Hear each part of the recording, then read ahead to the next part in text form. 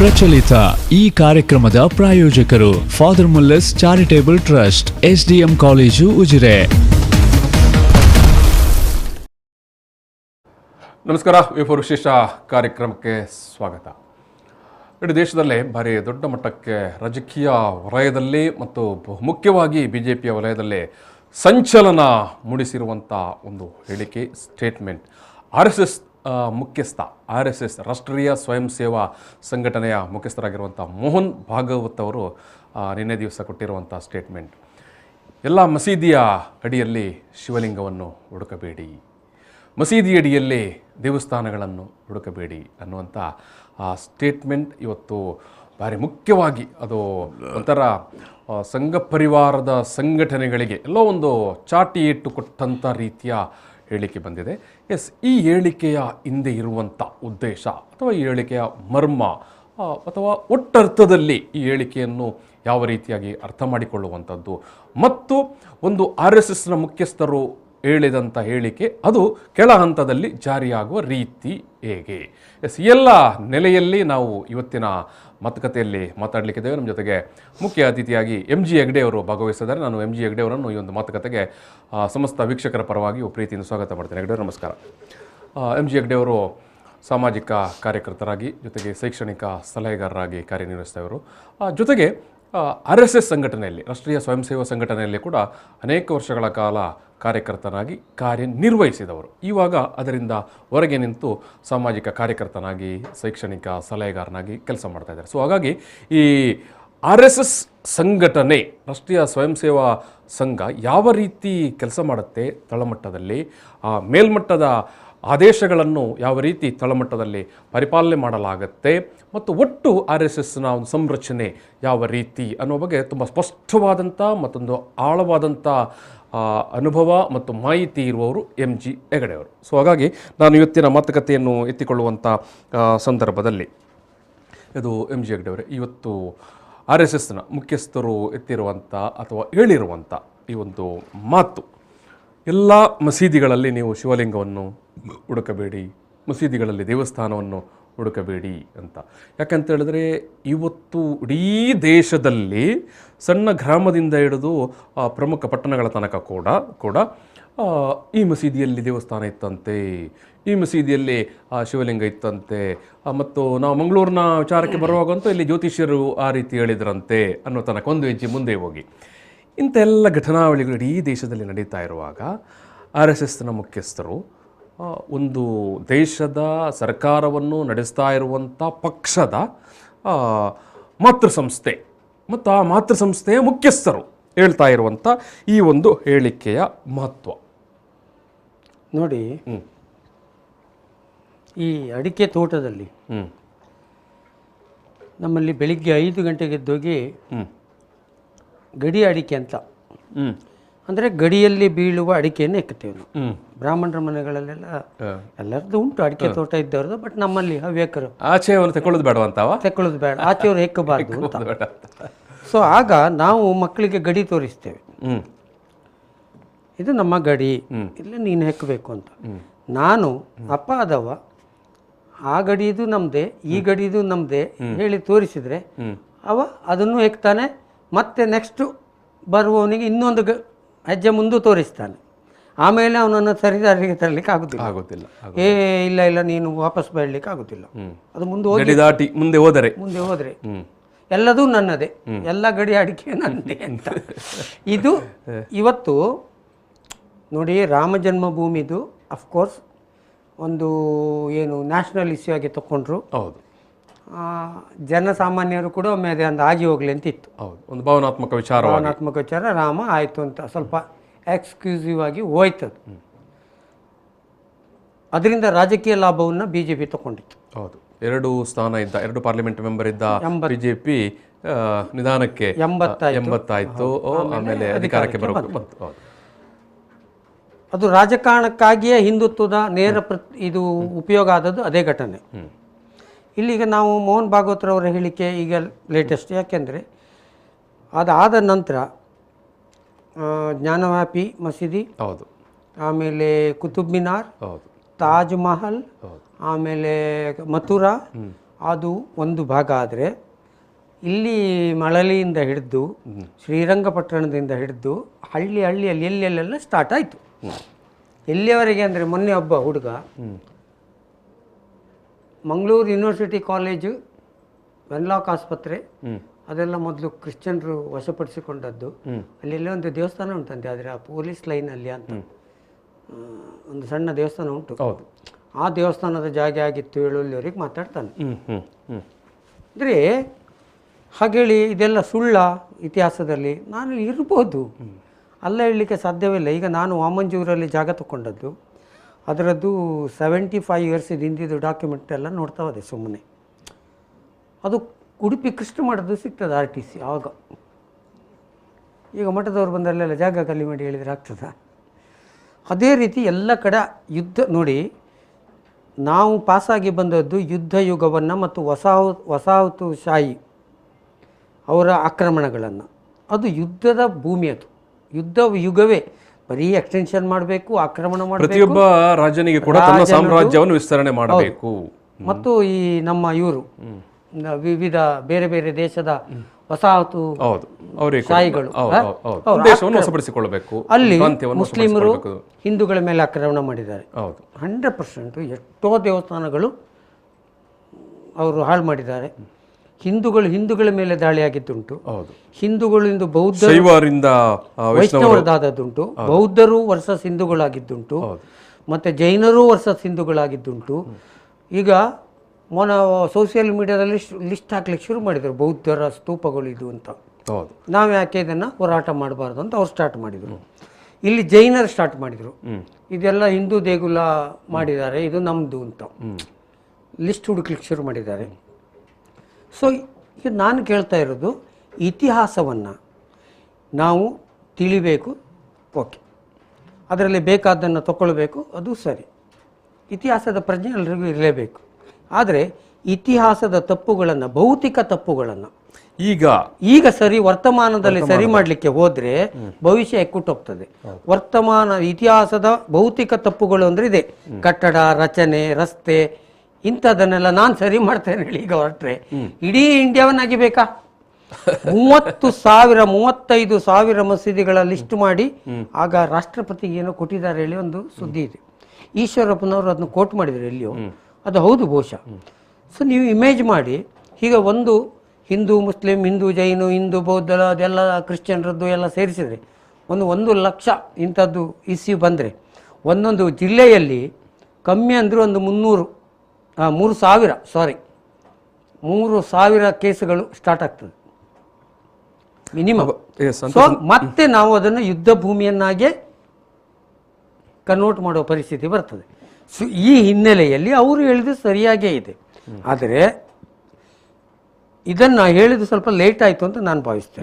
S ಈಗ ನಾನು ಆ ವಿಚಾರಕ್ಕೆ ಬರ್ತೇನೆ. ಇದು ಹೆಗಡೆ ಅವರೇ, ಈಗ ಯಾವ ಒಂದು ಸಂದಿಗ್ಧತೆ ಬಹುಶಃ ಮೋಹನ್ ಭಾಗವತ್ ಅವರನ್ನು ಈ ರೀತಿಯ ಒಂದು ಸ್ಟೇಟ್ಮೆಂಟ್ ಕೊಡಲಿಕ್ಕೆ, ಅಥವಾ ಈ ರೀತಿಯ ಒಂದು ಹೇಳಿಕೆ, ಅಥವಾ ಈ ರೀತಿಯ ಒಂದು ನಿರ್ದೇಶನವನ್ನು ಕೊಡಲಿಕ್ಕೆ ಕಾರಣಕರ್ತ ಆಗಿರಬಹುದು ಅಂತ? ಈಗ ಇಲ್ಲಿ ಒಂದು ಕಡೆ ತಾಜ್ ಮಹಲ್ನ ವಿಚಾರಗಳು ಬಂದಾಗ ಅದು ಅಂತಾರಾಷ್ಟ್ರೀಯ ಮಟ್ಟದಲ್ಲಿ ಸುದ್ದಿ ಆಯಿತು ನೋಡಿ. ಇನ್ನೊಂದು ಕಡೆ ಎಲ್ಲ ಅಂತಾರಾಷ್ಟ್ರೀಯ ಮಟ್ಟದ ವರದಿಗಳು ಕೂಡ ಹೇಳುತ್ತೆ, ಭಾರತದಲ್ಲಿ ಧಾರ್ಮಿಕ ಸಹಿಷ್ಣುತೆ ತುಂಬಾ ಪಾತಾಳಕ್ಕೆ ಹೋಗಿದೆ ಅಂತ ಒಂದು ವಿಚಾರ. ಜೊತೆಗೆ 24ರ ಮತ್ತೆ ಚುನಾವಣೆಯ ಸಂದರ್ಭ, ಲೋಕಸಭಾ ಚುನಾವಣೆಗಳು ಮತ್ತು ಒಟ್ಟು ದೇಶದಲ್ಲಿ ಇವತ್ತು ಕಾಡ್ತಾ ಇರುವಂಥ ಸ್ವಲ್ಪ ಅಹಿಷ್ಣುತೆ ಅಥವಾ ಒಂದು ಸೌಹಾರ್ದಕ್ಕೆ ಧಕ್ಕೆ ಆಗುವಂಥ ಒಂದು ವಾತಾವರಣ ಎಲ್ಲ ಕಡೆ ಕಾಣಿಸುವಂಥದ್ದು, ಮತ್ತು ಇದು ಸ್ವಾಭಾವಿಕವಾಗಿ ಅಂತಾರಾಷ್ಟ್ರೀಯ ಮಟ್ಟದಲ್ಲಿ ಕೂಡ ರಿಫ್ಲೆಕ್ಷನ್ ಆಗಿದೆ.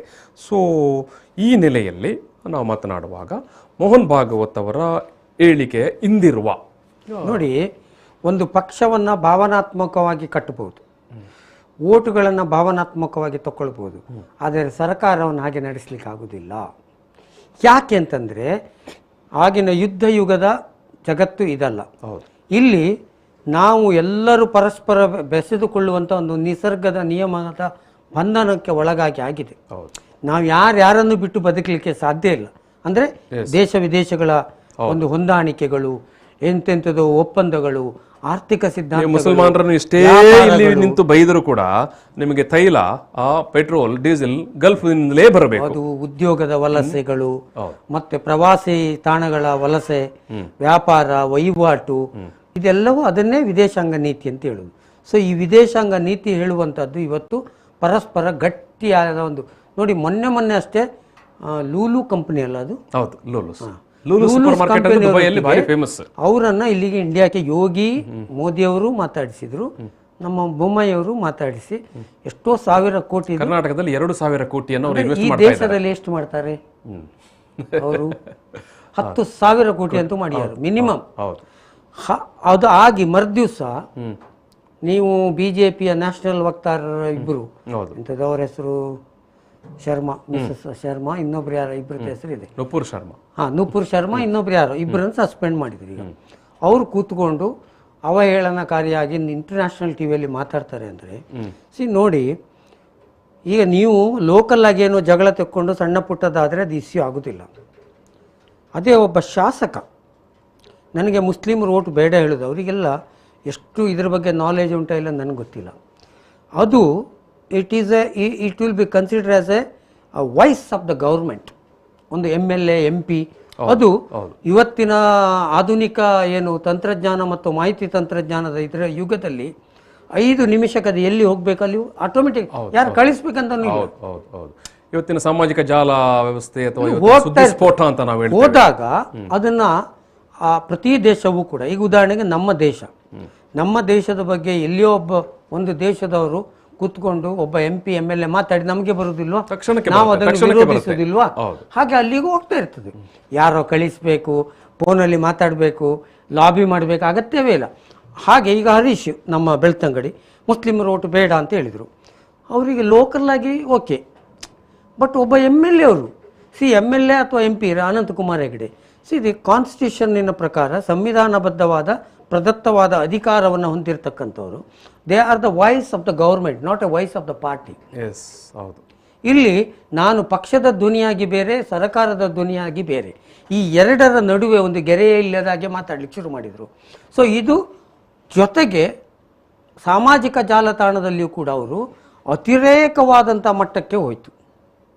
ಸೊ ಇದೆಲ್ಲವೂ ಕೂಡ ಅಂತಾರಾಷ್ಟ್ರೀಯ ವಿದೇಶಾಂಗ ನೀತಿಗೆ ಹೊಡೆತ ಬೀಳ್ತದೆ ಅಂತ ಗೊತ್ತಿತ್ತು, ಅದು ಆಯಿತು.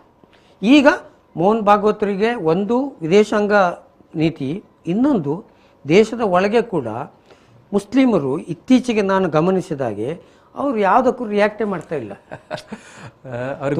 ಗೊತ್ತಾಗಿದೆ ಇವರು ಇದೇ ರೀತಿ ಇದ್ದಾರೆ, ಸೊ ನಾವು ಸೈಲೆಂಟ್ ಆಗಿರಬೇಕು. ತುಂಬಾ ಜಾಣತನದ ನಡೆ, ಪ್ರಬುದ್ಧವಾದ ನಡೆ. ಅದು ಏನು ಆಗುದಿಲ್ಲ, ಅವ್ರಿಗೆ ಏನು ಲಾಸ್ ಆಗಲಿಲ್ಲ. ಈಗ ಸುಮ್ಮನೆ ಒಂದಷ್ಟು ಟ್ರೋಲ್ ಮಾಡ್ಯಾರು, ಇನ್ನೊಂದೇನೋ ಲೇವಡಿ ಮಾಡ್ಯಾರು, ಬಿಟ್ಟರೆ ಏನೂ ಆಗುದಿಲ್ಲ, ಏನೂ ಆಗಲೂ ಇಲ್ಲ. ಅವರಲ್ಲಿ ಸುಧಾರಣೆಗಳಾಗ್ತಾ ಇದೆ. ಸೊ ಈ ಹಿನ್ನೆಲೆಯಲ್ಲಿ ಇಲ್ಲಿ ಲೋಕಲ್ ಸ್ಥಳೀಯವಾಗಿ ಮುಂಚೆ 10 ವರ್ಷದ ಹಿಂದೆಲ್ಲ ಆದರೆ ಒಂದು ಕೋಮು ಸಂಘರ್ಷ ಒಂದು ಊರಿನಲ್ಲಿ ಆದರೆ ಅದು ರಾಜ್ಯಕ್ಕೆ 5 ನಿಮಿಷಕ್ಕೆ ಸ್ಪ್ರೆಡ್ ಆಗ್ತಿತ್ತು. ಇಲ್ಲಿ ಒಂದು ಗಲಾಟೆ ಆದರೆ ಸಿರ್ಸಿಯಲ್ಲಿ ಪ್ರತಿಭಟನೆ ನಾವು ನೋಡ್ತಾ ಇದ್ದೆವು. ಪರಂಗಿಪೇಟೆಯಲ್ಲಿ ಆಯ್ತು, ಉಳ್ಳಾಳದಲ್ಲಿ ಆಯ್ತು, ಸ್ವಲ್ಪ ಹೊತ್ತಿಗೆ ಸುರತ್ಕಲ್ಗೆ ಆಯ್ತು, ಮುಲ್ಕಿಗೆ ಆಯ್ತು ಅಂತ, ಸ್ವಲ್ಪ ಹೊತ್ತಲ್ಲಿ ಉಡುಪಿಗೆ ಕೊಡಬಹುದು. ಅದು ಚೈನ್ ಕಟ್ ಆಗಿದೆ. ಈ ಕೊರೋನಾ ಚೈನ್ ಕಟ್ ಆದಾಗೆ ಇದರ ಚೈನು ಕಟ್ ಆಗಿದೆ. ಆ ಇನ್ಸಿಡೆಂಟ್ ಅಲ್ಲಿಗೆ ಮುಗಿದು ಹೋಗ್ತಾ ಇದೆ. ಅದರ ಅರ್ಥ ಏನು ಅಂದ್ರೆ ಓವರ್ ಆಲ್ ಜನರು ಇದನ್ನು ಒಪ್ಪುದಿಲ್ಲ ಅಂತ, ಜೊತೆಗೆ ಕೋಮು ದ್ವೇಷವನ್ನ, ಜೊತೆಗೆ ಹಿಂದೂ ಕೋಮುವಾದಿಗಳು ಮಾಡುವ ಭಾಷಣಕ್ಕೆ, ಮುಸ್ಲಿಮರು ಕೋಮುವಾದಿ ಮಾಡುವ ಭಾಷಣಕ್ಕೆ ಎರಡಕ್ಕೂ ಕೂಡ ಜನ ಸೇರ್ತಾ ಇಲ್ಲ.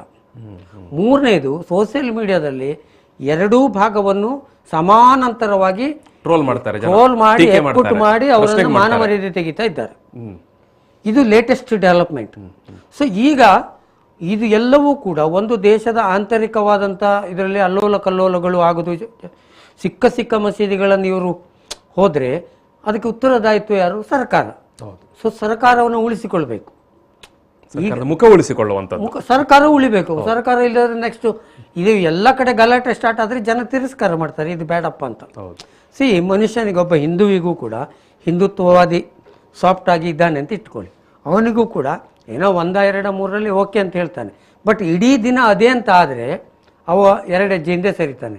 ಯಾಕೆಂದರೆ ಬದುಕು ಬೇರೆ ಉಂಟು. ಬದುಕು ಕೇವಲ ಮಸೀದಿ ಮತ್ತು ದೇವಸ್ಥಾನ ಚರ್ಚ್ ಅಲ್ಲ. ಬದುಕು ಹೇಳುವಂಥದ್ದು 75% ಶೇಕಡ ಜೀವನದ ಭಾಗ ಉಂಟಲ್ಲ, ಅದು ಬೇರೆ ಉಂಟು. ಅಲ್ಲಿರುವ ಕಷ್ಟ ನಷ್ಟ, ಅಲ್ಲಿ ಅವನ ನೂರಾರು ಉಂಟು. ಸೊ ನೀವು ಇದನ್ನೇ ಬದುಕು ಅಂತ ತಕೊಂಡ್ರೆ ಜನ ಅದಕ್ಕೆ ರಿಯಾಕ್ಟ್ ಮಾಡೋದು ಕಮ್ಮಿ ಆಗ್ತಾ ಬಂತು.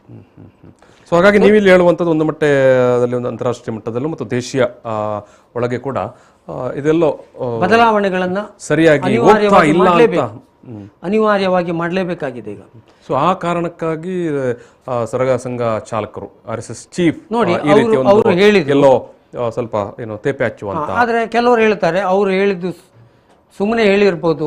ಎಸ್, ಈಗ ಸುಮ್ಮನೆ ಹೇಳಿರುವಂಥ ವಿಚಾರಕ್ಕೆ ಬರುವಾಗ ನಾನು ನಿಮ್ಮ ಹತ್ರ ಕೇಳುವಂಥದ್ದು, ಒಂದು RSS ಸಂಸ್ಥೆಯ ಒಳಗಡೆ, ಸಂಘದ ಒಳಗಡೆ ಅಲ್ಲಿಯ ಕಾರ್ಯ ಅಥವಾ ಕಾರ್ಯಕ್ರಮ ಅಥವಾ ಎಜೆಂಡಾಗಳನ್ನು ಜಾರಿಗೊಳಿಸುವಂಥ ರೀತಿ, ನೀತಿ ಅಥವಾ ಅನುಷ್ಠಾನ ಯಾವ ರೀತಿ? ನೋಡಿ, ಸರಸಂಘ ಚಾಲಕರು ಒಂದು RSSನ ಸಭೆಯಲ್ಲಿ ಮಾಡಿದ ಭಾಷಣ ಅದು. ಏನು ಹೊರಗಡೆ ಬೈಟು ಕೊಟ್ಟದ್ದು ಅಲ್ಲ ಅಥವಾ ಟ್ವಿಟ್ ಮಾಡಿದ್ದು ಅಲ್ಲ. ಸೊ ಅದು ಅಧಿಕೃತ ಒಂದು. ಎರಡನೇದು, ರಾಷ್ಟ್ರೀಯ ಸ್ವಯಂ ಸೇವಕ ಸಂಘದ ಶಿಸ್ತು ಹೇಗೆ ಇತ್ತು ಅಂದರೆ, ಈಗ ನನಗೆ ಗೊತ್ತಿಲ್ಲ, ನಾನು ಬಿಟ್ಟು 20 ವರ್ಷ ಕಳೆದೋಯ್ತು, 20ಕ್ಕೂ ಹೆಚ್ಚು ವರ್ಷ ಆಯಿತು. ಈಗೂ ಅದು ಹಾಗೆ ಇರ್ಬೋದು, ಇಲ್ಲದೇನೆ ಇರ್ಬೋದು. ಅದನ್ನು ಒಂದು ಸೂಚನೆ ಅಂತ, ಆದೇಶ ಅಂತ ಪಾಲಿಸಿ ಮುಖ್ಯಸ್ಥರು ಕೊಟ್ಟ ಹೇಳಿಕೆಯನ್ನು ಅದನ್ನು ಸೂಚನೆ ಅಂತ ಹೇಳಿ ಬಂದರೆ ಅದನ್ನು ಯಾವ ಸ್ವಯಂ ಸೇವಕನು ಉಲ್ಲಂಘನೆ ಮಾಡಲಿಕ್ಕಿಲ್ಲ. ಆಯ್ತು, RSSನವರಿಗೆ ಅದು ಆದರೆ RSSನ ಪರಿವಾರ ಮೀಟಿಂಗ್ ಅಂತ ಆಗ್ತದೆ.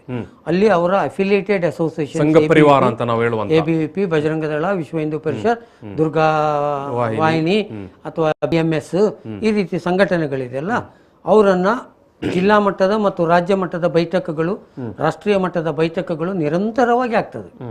ಅಲ್ಲಿ ಇಂಥದ್ದು ವಿಷಯಗಳನ್ನೆಲ್ಲ ಆಯಾ ಸಂಘಟನೆಗೆ ಸೂಚನೆ ಹೋಗ್ತದೆ. ಅದು ಅವರು ಮಾಡಲೇಬೇಕು. ಅಲ್ಲಿ ಹೇಳಿ ಬಜರಂಗ ದಳದ ಒಬ್ಬ ಪ್ರಮುಖ ಈ ಬೈಠಕ್ನಲ್ಲಿ ಅವನಿಗೇನು ಕೊಟ್ಟಿರ್ತಾರೆ ಟಾಸ್ಕು, ಅದು ಅಲ್ಲಿ ಹೋಗಬೇಕು. ಎರಡನೇದು, ಇವರದ್ದು ಸಂಘದ ಶಾಖೆ ಇದೆಯಲ್ಲ, ಈ ಶಾಖೆಗೆ ಒಂದು ದೇಶದಲ್ಲಿ ಒಂದು ಮಾತನ್ನು ಹೇಳಿದ್ದನ್ನು ಮರು ದಿನ ನಡೆಯುವ ಶಾಖೆಗಳಲ್ಲಿ 5 ನಿಮಿಷಕ್ಕೆಲ್ಲ ಶಾಖೆಗಳಲ್ಲಿ ಅದು ಹೋಗಿರ್ತದೆ, ಹೋಗಬೇಕು. That is the system of RSS. ಹಾಗಿರುವಾಗ ಮೋಹನ್ ಭಾಗವತರ ಹೇಳಿಕೆಗಳನ್ನು ನಾವು ಕೇಳಲಿಲ್ಲ, ನನಗೆ ಗೊತ್ತಿಲ್ಲ ಹೇಳಿ ನಾಳೆ CT ರವಿಯೋ ಶರಣ್ ಪಂಪೆಲ್ಲ ಹೇಳಿದರೆ ಅದು ಅಪಹಾಸ್ಯ ಮತ್ತು RSSಗೆ ಮಾಡುವ ಅಪಮಾನ. ಎರಡನೇದು, ನಾನು RSS, ನಾನು ಸಂಘ ಪರಿವಾರದಿಂದ ಬಂದವ ಅಂತೇಳಿ ಪದೇ ಪದೇ ಎದೆ ತಟ್ಟಿ ಹೇಳುವ BJP ನಾಯಕರು, ಬಜರಂಗ ದಳದ ನಾಯಕರು ಈಗ ಮಾತ್ರ ದೇವೋಭವ, ಅದನ್ನು ತಾಯಿಗೆ ಸಮಾನ ಅಂತ ಹೇಳ್ತಾರೆ. ತಾಯಿ ಹೇಳಿದ್ದನ್ನು ಕೇಳಲೇಬೇಕಲ್ಲ. ಸೊ ಇವರು ಇನ್ನು ಮುಂದೆ ಮಾತನಾಡುವಾಗ ಆ ಪ್ರಶ್ನೆ ಉದ್ಭವ ಆಗ್ತದೆ. ಪತ್ರಕರ್ತರು ಆ ಪ್ರಶ್ನೆ ಕೇಳ್ತಾರೆ ಎಲ್ಲೋ ಗೊತ್ತಿಲ್ಲ, ಜನ ಅಂತೂ ಕೇಳ್ತಾರೆ. ಅಲ್ಲ ಮಾರೆ, RSSನ ಮೋಹನ್ ಭಾಗವತರನ್ನೇ ನೀನು ಕೇಳದಿದ್ರೆ ನಿಂದು ಎಂತ RSS ಅಂತ ಕೇಳುದಿಲ್ಲ ಜನ. ಇದು ಈಗ ಅವರು ಅದನ್ನು ಪಾಲಿಸಲೇಬೇಕು. ಪಾಲಿಸಲಿಲ್ಲ ಅಂತ ಆದರೆ ಮೋಹನ್ ಭಾಗವತರಂತ ಸರಸಂಘ ಚಾಲಕರಿಗೆ ಸಂಘ ನಿಯಂತ್ರಣವೇ ತಪ್ಪಿ ಹೋಯಿತು ಅಂತ ಅರ್ಥ. ಯಾಕೆಂದರೆ ಸಂಘಕ್ಕೆ ಕೆಲವು ನಿಯಂತ್ರಣವೇ ಇಲ್ಲ. ಹಿಂದುತ್ವದ ಚಳುವಳಿ ಇವತ್ತು ಅವ RSS ಹೌದಲ್ಲೋ ಗೊತ್ತಿಲ್ಲ, ಬಟ್ ನಾನು ಹಿಂದುತ್ವದ ಚಳುವಳಿ, ನಾನು RSSನ ಸಿದ್ಧಾಂತದ ಹೇಳಿ ಯಾರ್ಯಾರೋ TV ಚಾನಲ್ಗೆ ಬಂದು ಕೂತ್ಕೊಂಡು ಎಲ್ಲೆಲ್ಲಿಯೋ ಚಳುವಳಿಗಳು ಹುಟ್ಟಿ ಹಾಕಿದ್ದಾರೆ. ಅವರಿಗೂ ಶಾಖೆಗೂ ಸಂಬಂಧವೇ ಇಲ್ಲ. ಸೊ ಆ ಲೆವೆಲಲ್ಲಿ ಅದು ನಿಯಂತ್ರಣ ತಪ್ಪಿ ಹೋಗಿದೆ ಅಂದರೆ ಅಪಾಯಕಾರಿ. ಯಾರಿಗೆ? ಸಮಾಜಕ್ಕೆ, ಜೊತೆಗೆ RSSನ ಅಸ್ತಿತ್ವಕ್ಕೆ. ಇದನ್ನು ನಾನು 10 ವರ್ಷದ ಮೊದಲು ನನ್ನ ಮನೆಗೆ RSSನವ್ರು ಬಂದಿದ್ದರು, ವಾಪಸ್ ನೀವು ಬನ್ನಿ ಅಂತ. ನಾನು ಬರೋದಿಲ್ಲ ಹೇಳಿದೆ. ಆಗ ಹೇಳಿದ್ದೇನೆ ನಾನು ಮಾತುಕತೆಯಾಗ, ನೀವು BJPಯನ್ನು ಮತ್ತು ಈ ರೀತಿಯ ಏನು ಹೋರಾಟಗಳು, ತೀವ್ರವಾದ ಹೋರಾಟಗಳನ್ನು ಡಿಸ್ಟೆನ್ಸ್ ಮೇಂಟೈನ್ ಮಾಡದೆ ಹೋದರೆ ಒಂದಲ್ಲ ಒಂದು ದಿವಸ ಅದು ಭಸ್ಮಾಸುರನಿಗೆ ಕೊಟ್ಟ ವರ ಆಗ್ತದೆ. ಇವ್ರು ಹೇಳಿದ್ದನ್ನೇ ಕೇಳೋದು. ಈಗ ನೋಡಿ, 2 ವಕ್ತಾರರನ್ನು BJPಯ ಸೆಂಟ್ರಲ್ ಶಿಸ್ತು ಸಮಿತಿ ವಜಾ ಮಾಡಿದೆ. 2 BJP ವಕ್ತಾರರನ್ನು ಅವರನ್ನು ವಜಾ ಮಾಡೋ ಸಂದರ್ಭದಲ್ಲಿ BJP ಹೇಳಿರುವಂತ ಮಾತೇನು? ಫ್ರಿಂಜ್ ಎಲಿಮೆಂಟ್ಸ್ ಅಲ್ವಾ? ಹೌದು. ಹಾಗಂದ್ರೆ ಏನರ್ಥ? ವಿಷಯ ಯಾವುದೇ ಒಂದು ವಸ್ತು ಅಥವಾ ಇದರದ್ದು ದೇಹದ ಏನಾದರೂ ಒಂದು ವಸ್ತುವಿನ ಬೆಳೆದ ಹೆಚ್ಚುವರಿ ಭಾಗ, ಅದನ್ನು ಕಟ್ ಮಾಡಿ ಬಿಸಾಡುದು ಅಂತ ಅರ್ಥ. ಪಕ್ಷದ ವಕ್ತಾರರನ್ನು ಡಿಸ್ಮಿಸ್ ಮಾಡುವಾಗ, ವಜಾ ಮಾಡುವಾಗ ಆ ರೀತಿಯ ಹೇಳಿಕೆಯನ್ನು ಅಷ್ಟು ಕಠಿಣವಾದ ಶಬ್ದಗಳನ್ನು ಬಿಜೆಪಿ ಬಳಸಿದೆ. ಅವ್ರಿಗೆ ಕೋಪ ಬಂದಿದೆ ಅಂತ ಆಯ್ತು. ಈಗ ಕೋಪ ಬರದೇ ಇದ್ರೆ ಅಂದ್ರೆ ಆ ವಕ್ತಾರರು ಕೂಡ ಅಲ್ಲಿ ಮಾಡಿರುವಂತದ್ದು ಮುಸ್ಲಿಂ ದ್ವೇಷದ ಮಾತುಗಳನ್ನು ಕೇಳಲಿಲ್ಲ. ಅದು ಎಂತದ ಭಾಷಣ ಮಾಡಿದ್ದು, ಭಾಷಣ ಅಲ್ಲ ಅದು ಹೇಳಿಕೆ. ನ್ಯಾಷನಲ್ ಚಾನಲ್ ಅಲ್ಲಿ ಕುತ್ಕೊಂಡು ಡಿಬೇಟ್ ಅಲ್ಲಿ ಹೇಳಿದ್ದು. ಅದು ಗಂಭೀರವಾಗಿ ಸ್ವರೂಪ. ಇವತ್ತು ಅನೇಕ ರಾಷ್ಟ್ರಗಳು ದೇಶದ ಇತಿಹಾಸದಲ್ಲಿ ಎಂತ ನಮ್ಮ ಸೌದಿ ರಾಷ್ಟ್ರಗಳು, ಸಣ್ಣ ಸಣ್ಣ ರಾಷ್ಟ್ರಗಳು ಅಂಬೆಸಿಗೆ ನೋಟಿಸ್ ಕೊಟ್ಟು ನಮ್ಮ ಹತ್ರ ಕ್ಷಮೆ ಕೇಳಿ ಹೇಳ್ತಾರೆ ಅಂತ. ಇದು ಬೇಕಿತ್ತ ನಮಗೆ? ಸೊ ಯಾಕೆ ಅವರು ಮಾಡಿದರು? ವಕ್ತಾರರ ತಪ್ಪಲ್ಲ ಅಂತ ಹೇಳಿದ್ ನಾನು. ಯಾಕೆಂದರೆ you have created a trend and you have given for it a social sanction. ನೀವು ಅದಕ್ಕೊಂದು ಸಾಮಾಜಿಕ ಮಾನ್ಯತೆ, ಆ ರೀತಿ ಮಾತಾಡಲಿಕ್ಕೆ ಎಲ್ಲರಿಗೂ ಬಿಟ್ಟಿದ್ದೀರಿ. ಸೊ ಬಿಜೆಪಿ ಅಂಡ್ ಸಂಘ ಪರಿವಾರದ ಮಾನ್ಯತೆ ಇದೆ, ಆ ರೀತಿ ಮಾತಾಡುವವರಿಗೆ ಹೇಳುವಂತ ಸಮ್ಮತಿ ಇದೆ ಹೇಳುವಂಥದ್ದನ್ನು ನೀವು ಅವ ಕ್ರಿಯೇಟ್ ಮಾಡಿ ಆಗಿದೆ. ಅನಂತಕುಮಾರ್ ಹೆಗಡೆ ಅವರು ಮಾತಾಡಿದ್ರು, ಎಸ್ ಕರೆಕ್ಟ್ ಅಂತಾನೆ ಹೇಳ್ತಾ ಬಂದ್ರಿ.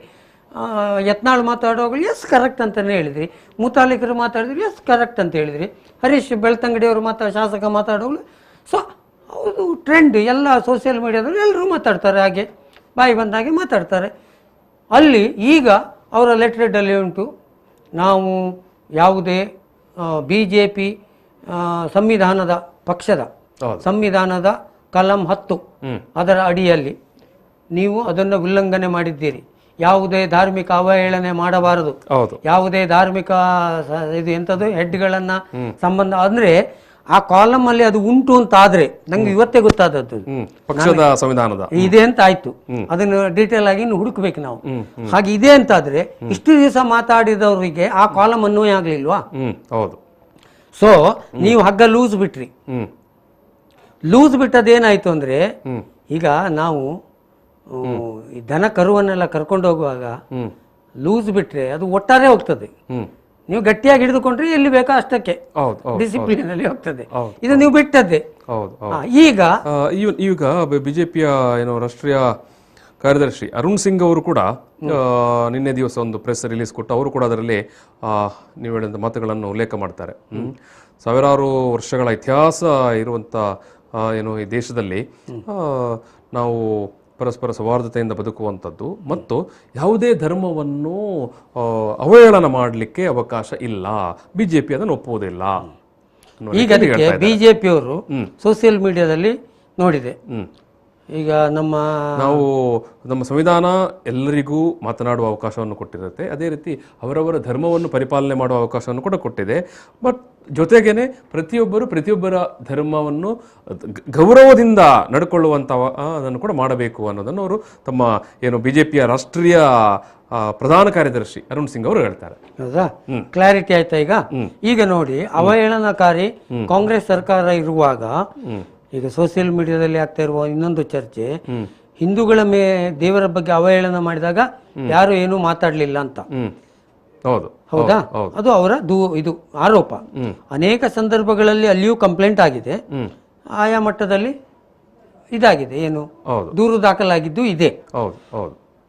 RSS ನವರು ಮತ್ತು ಬಜರಂಗ ದಳದ ಸಂಘಟನೆಗಳಿಗೆ ಸೇರಿದವರು ಪ್ರತಿಭಟನೆ ಮಾಡ್ಲಿಲ್ವಾ? ಈಗ ದೂರು ದಾಖಲಾಗ್ಲಿಲ್ಲ ಅಥವಾ ಆಕ್ಷನ್ ತಕೊಳ್ಳಿಲ್ಲ ಹೇಳುದು ಒಂದು ಭಾಗ. ನೀವು ಪ್ರತಿಭಟನೆ ಮಾಡಿದ್ದೀರಾ ಇಲ್ವೋ? MF ಹುಸೇನ್ ವಿರುದ್ಧ ದೇಶದಾದ್ಯಂತ ಪ್ರತಿಭಟನೆ ಆಗಿದೆಯಲ್ಲ.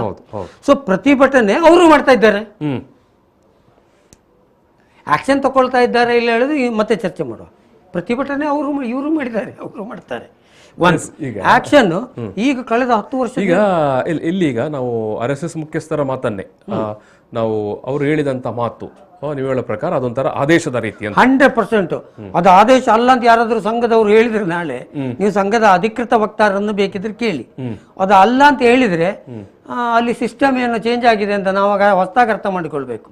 ವಾಪಸ್ RSS ಅನ್ನು ಅರ್ಥ ಮಾಡ್ಲಿಕ್ಕೆ ನಾವು ಅಧ್ಯಯನ ಮಾಡಬೇಕಾಗ್ತದೆ. ಈಗಿನ ಬಿಜೆಪಿ ನಾಯಕರುಗಳು ಕೂಡ ಇದನ್ನು ಅಪೋಸ್ ಮಾಡುವಾಗ 100% ಹೇಗೆ ಮಾಡ್ತಾರೆ? ನಾಳೆ ನಳಿನ್ ಕುಮಾರ್ ಕಟೀಲ್ರು ಇಂದ ಹಿಡಿದು ಒಬ್ಬ ಸಾಮಾನ್ಯ ನಿಜವಾಗಿ ಅವರು ಒಪ್ಪುದಾದ್ರೆ ತಾನು ಸಂಘದ ಸ್ವಯಂ ಸೇವಕ ಅಂತ ಇದೊಂದು ಉಂಟು. ನಾ ಸಂಘದ ಸ್ವಯಂ ಸೇವಕ ಅಲ್ಲ, ನನ್ನದೇ ಹಿಂದುತ್ವ ಹೇಳಿದ್ರೆ ನಾವು ಎಂತ ಮಾಡ್ಲಿಕ್ಕೆ ಆಗ್ತದೆ, ಅದು ಬೇರೆ. ಇವರು ಅಫಿಸಿಯಲಿ ನಾವು ಸಂಘದವರೇ ಅಂತ ಹೇಳಿದ್ರೆ ಆ ದೇಶವನ್ನು ಅವರು ಪಾಲಿಸಬೇಕಾಗ್ತದೆ. ಇವತ್ತು ವಕ್ತಾರರನ್ನು ಹೊರಗೆ ಹಾಕಿದ ನಿರ್ಣಯ ಉಂಟಲ್ಲ, ಬಿಜೆಪಿ ವಕ್ತಾರರನ್ನು ನ್ಯಾಷನಲ್ ರಾಷ್ಟ್ರೀಯ ವಕ್ತಾರ, ಆ ವಿಷಯಕ್ಕೂ ಕೂಡ ಇನ್ನು ಇವರು ನಾಲಿಗೆ ಮೇಲೆ ಹಿಡಿತ ಇಟ್ಕೊಳ್ಳೇಬೇಕಲ್ಲ. ಇಲ್ಲಾದ್ರೆ ಆ ವಕ್ತಾರರಿಗೆ ನೀವು ತೆಗೆದು ಬಿಸಾಡ್ತೀರಿ, ಇವರನ್ನು ಯಾಕೆ ತೆಗೆಯುವುದಿಲ್ಲ ಹೇಳಿ ಸ್ಟಾರ್ಟ್ ಆಗೋದಿಲ್ವ? ಹೌದು. ಆಗ ಮತ್ತೆ ಮುಜುಗರ ಅಲ್ವಾ? ಸೊ ಈಗ ಬಿಜೆಪಿ ಮತ್ತು ಸಂಘ ಪರಿವಾರ ಆತ್ಮಾವಲೋಕನ ಮಾಡಿಕೊಳ್ಳೋ ಕಾಲಘಟ್ಟ. ಅಂದರೆ ಇಡೀ ಅಂತಾರಾಷ್ಟ್ರೀಯ ಮಟ್ಟದಲ್ಲಿ ನಾವು ಏನು ಅತ್ಯಂತ ಸೌಹಾರ್ದದ ವಿಚಾರದಲ್ಲಿ ಅತ್ಯಂತ ಕಳಪೆ ನಿರ್ವಹಣೆ ತೋರಿದ ಬಳಿಕ ಏನು ನೀವು ಹೇಳಿದಾಗ ಮಾಡಲೇಬೇಕಾಗಿದೆ ಈಗ. ಸೊ ನೋಡಿ, ಅದಕ್ಕೆ ನಾವು ಆವತ್ತಿಂದನೂ ಹೇಳ್ತಾ ಬಂದಿದ್ದೇವೆ, ನಿಮ್ಮ ಅತಿರೇಕದ ವರ್ತನೆಗಳುಂಟಲ್ಲ, ಅಹಂಕಾರ ಮತ್ತು ನಮ್ಗೆ ಅಧಿಕಾರ ಸಿಕ್ಕಿದೆ, ನಮ್ಮನ್ನೇನು ಮಾಡ್ಲಿಕ್ಕೆ ಆಗುದಿಲ್ಲ. ನೋಡಿ, ಒಂದು ಮಾತ್ರ ಹೇಳ್ತೇನೆ ನಾನು, ಇವನು ಮುಸ್ಲಿಂ ಕೋಮುವಾದಿಗಳಿಗೆ ಹೇಳ್ತೇನೆ ನಾನು, ಏನು ಇದು ಹಿಂದೂ ರಾಷ್ಟ್ರ ಮಾಡ್ಲಿಕ್ಕೆ ಆಗುದಿಲ್ಲ. ಹಿಂದೂ ಕೋಮುವಾದಿಗಳಿಗೂ ಹೇಳ್ತೇನೆ, ಇದು ಮುಸ್ಲಿಂ ರಾಷ್ಟ್ರ ಮಾಡಲಿಕ್ಕೂ ಆಗೋದಿಲ್ಲ. This is not at all possible. ಯಾಕೆ ಅಂತಂದರೆ ಇವತ್ತಿನ ಜಗತ್ತು ಹಾಗೆ ರೂಪುಗೊಂಡಾಗಿದೆ. ಅದು ಅವತ್ತೇ ಯಾವಾಗಲೂ ಸ್ವಾತಂತ್ರ್ಯದ ಹೋರಾಟದಲ್ಲಿ ಏನಾದ್ರು ಆಗಿದ್ದಿದ್ರೆ ಪಕ್ಕ ಗೆರೆ ಎಳೆದು ಅವ್ರನ್ನೆಲ್ಲ ಕಳಿಸಿ ಇವ್ರನ್ನೆಲ್ಲ ಕರೆಸಿ ಮುಗಿದೋಗ್ತಿತ್ತೋ ಏನೋ. ಇನ್ನು ನಾವು ಹಿಂದೂ ರಾಷ್ಟ್ರ ಮಾಡ್ತೇವೆ, ಮುಸ್ಲಿಂ ರಾಷ್ಟ್ರ ಮಾಡ್ತೇವೆ, ಆಗೋದಿಲ್ಲ. ಈಗ ದಂಡೆತ್ತಿ ಕುದುರೆಯ ಮೇಲೆ ಬಂದು ಆಕ್ರಮಣವನ್ನು ಮಾಡಿ ತನ್ನ ಸಾಮ್ರಾಜ್ಯವನ್ನು ವಿಸ್ತರಿಸಿಕೊಂಡ ಅಂಥೇಳಿ ಕುದುರೆ ಮೇಲೆ ಟಕ ಟಕ ಅಂತ ಹೋಗಿ ಯುದ್ಧ ಮಾಡಲಿಕ್ಕಾಗ್ತದಾ? ಗನ್ ಹಿಡಿದು ಅಣುಬಾಂಬ್ ಆಗ್ತೇನೆ ಹೇಳಿ ಹೇಳಲಿಕ್ಕಾಗ್ತದ? ಆಗೋದಿಲ್ಲ. ಯುದ್ಧಕ್ಕೆ ಹೊರಟಂತಹ ರಷ್ಯಾ ಮತ್ತು ಯುಕ್ರೇನ್ ಯುದ್ಧ ಮುಗಿತಾ ಇಲ್ಲ. ಅಷ್ಟು ಸಣ್ಣ ರಾಷ್ಟ್ರ, ಒಂದು ಸಣ್ಣ ಕರ್ನಾಟಕದ ರಾಜ್ಯದ ತುಂಡು ಭೂಮಿ, ಅದು 40 ಲಕ್ಷ ಪಾಪ್ಯುಲೇಷನ್ ಇರೋರು ಅಷ್ಟು ಫೈಟ್ ಮಾಡ್ತಾ ಇದ್ದಾರೆ. ಸೊ ಇದೆಲ್ಲ ಆಗೋದಿಲ್ಲ. ಮತ್ತು ಕೆಲವೆಲ್ಲ ಸುಳ್ಳು ಮಾಹಿತಿಗಳೇ ನಮ್ಮನ್ನು ಹಾಳು ಮಾಡ್ತಾ ಇರುವಂಥದ್ದು.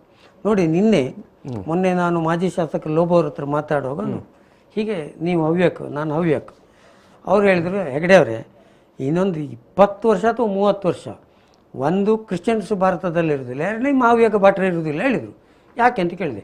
ಅವರು ಸಿರ್ಸಿ, ಮುಂಡಗೋಡು ಆ ಭಾಗದಲ್ಲಿ ತಹಶೀಲ್ದಾರರಾಗಿ, ಅಸಿಸ್ಟೆಂಟ್ ಕಮಿಷನರಾಗೆಲ್ಲ ಕೆಲಸ ಮಾಡಿದ್ದಾರೆ.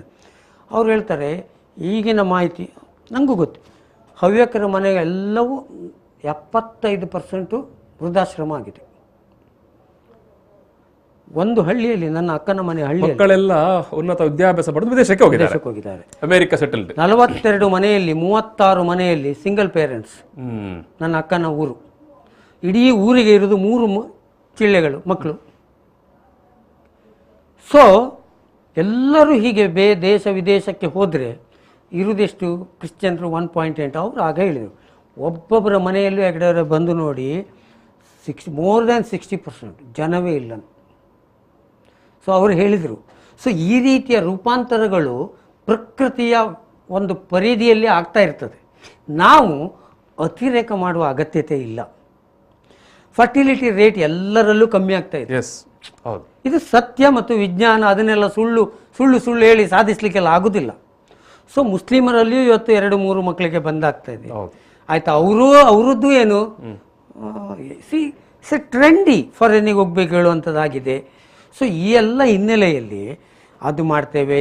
ನಾನು ಹೇಳುದು, ನೀವು ಹೇಳುವಂಥದ್ದು ಧರ್ಮ ದ್ವೇಷವನ್ನು ಕಟ್ಟಿಕೊಂಡು ಫಾರ್ ಎ ಲಾಂಗ್ ಟೈಮ್ ಒಂದು ಧರ್ಮ ದ್ವೇಷ ಆಗುದಿಲ್ಲ, ರಾಜಕೀಯ ಮಾಡ್ಲಿಕ್ಕೆ ಆಗುದಿಲ್ಲ ಅಂತ. ನೋಡಿ, ಈಗ ಅವರು ಮುಸ್ಲಿಂ ಕಂಟ್ರಿ ಅವರು ನಮಗೆ ಹಿಂದೂಗಳಿಗೆಲ್ಲ ಏನು ತೊಂದರೆ ಕೊಡ್ತಾ ಇಲ್ಲಲ್ಲ.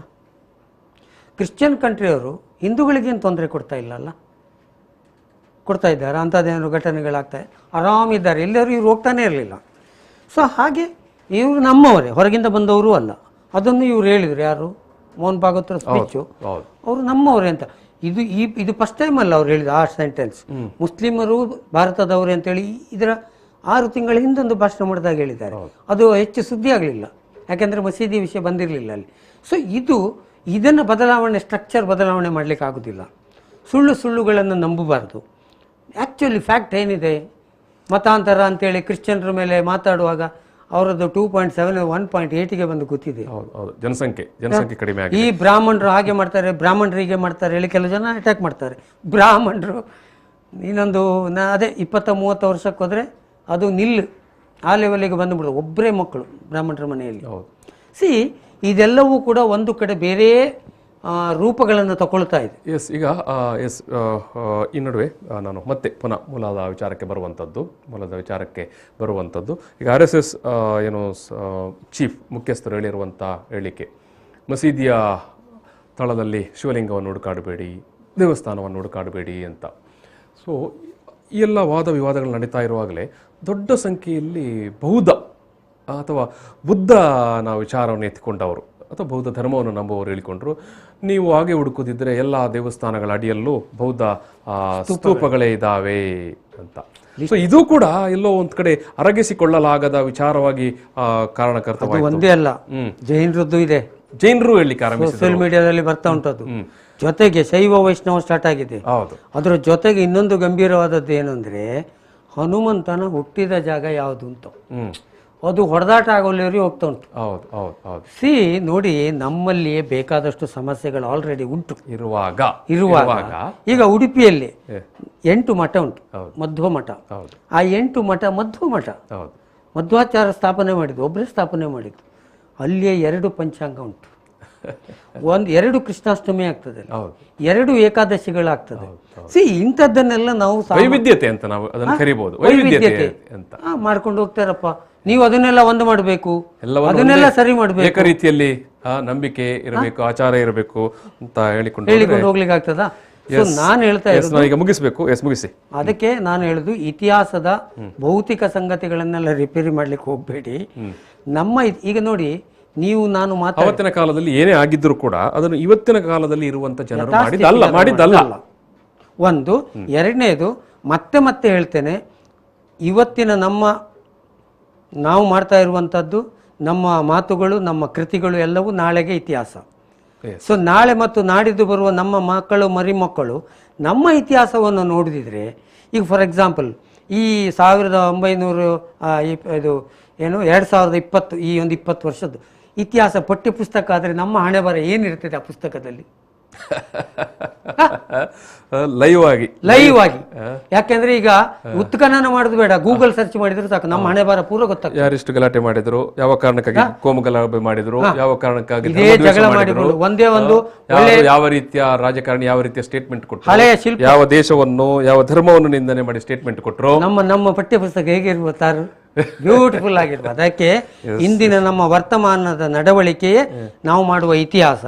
ಅದಕ್ಕೋಸ್ಕರ ಹುಷಾರಾಗಿರ್ಬೇಕು. ನಮ್ಮ ಮರಿಮಕ್ಕಳು ನಾವು ಮಾಡಿದ ಇತಿಹಾಸವನ್ನು ಓದಿ ಸೂಪರ್, ವಾವ್, ಬ್ಯೂಟಿಫುಲ್ ಅಂತ ಹೇಳುವಂಥದ್ದನ್ನು ಏನಾದ್ರು ನಾವು ಮಾಡಿಕೊಡ್ಬೇಕು. Yes, thank you. ಈ ಒಂದು ಮಾತುಕತೆಯಲ್ಲಿ ಭಾಗಿಯಾದಂಥ MG ಹೆಗ್ಡೆ ಅವರಿಗೆ ನಾನು ಸಂಸ್ಥೆ ವೀಕ್ಷಕರ ಪರವಾಗಿ ಪ್ರೀತಿಪೂರ್ವಕ ಧನ್ಯವಾದ ಸಮರ್ಪಣೆ ಮಾಡ್ತೇನೆ. ಎಸ್ ವೀಕ್ಷಕರೇ, ಮೋಹನ್ ಭಾಗವತ್ ಅವರು ರಾಷ್ಟ್ರೀಯ ಸ್ವಯಂ ಸೇವಕ ಸಂಘಟನೆ RSSನ ಮುಖ್ಯಸ್ಥರು ಹೇಳಿರುವಂಥ ಮಾತು, ಎಲ್ಲ ಮಸೀದಿ ಅಡಿಯಲ್ಲಿ ಶಿವಲಿಂಗವನ್ನು, ಎಲ್ಲ ಮಸೀದಿ ಅಡಿಯಲ್ಲಿ ದೇವಸ್ಥಾನವನ್ನು ಹುಡುಕಬೇಡಿ ಅನ್ನುವಂಥ ಮಾತು. ಎಸ್, ಹಿನ್ನೆಲೆಯಲ್ಲಿ ನಾವು ಮಾತಾಡಿದ್ದೇವೆ ಮತ್ತು RSSನ ಕಾರ್ಯಸೂಚಿಗಳು ಅಥವಾ ನಿರ್ದೇಶನಗಳು ಯಾವ ರೀತಿ ಪರಿಪಾಲನೆ ಆಗುತ್ತೆ ಅನ್ನುವ ವಿಚಾರವನ್ನು ಕೂಡ ಮಾತಾಡಿದೆವು. ಜೊತೆಗೆ ಇದು ಕೊಡುವಂಥ ಸಂದೇಶ ಅಂದರೆ ಒಂದು ಧರ್ಮ ಸಮನ್ವಯವನ್ನು ದೇಶದಲ್ಲಿ ಕಾಪಾಡುವ ಅಗತ್ಯತೆಯ ಮತ್ತು ಮಹತ್ವದ ಕಾರಣ ಇದರ ಹಿಂದೆ ಇದೆ ಅನ್ನುವಂಥ ಆಶಯ ಇವತ್ತಿನ ಮಾತುಕತೆದು. Thank you. ಪ್ರಚಲಿತ ಈ ಕಾರ್ಯಕ್ರಮದ ಪ್ರಾಯೋಜಕರು father Muller's charitable trust, SDM college, Ujire.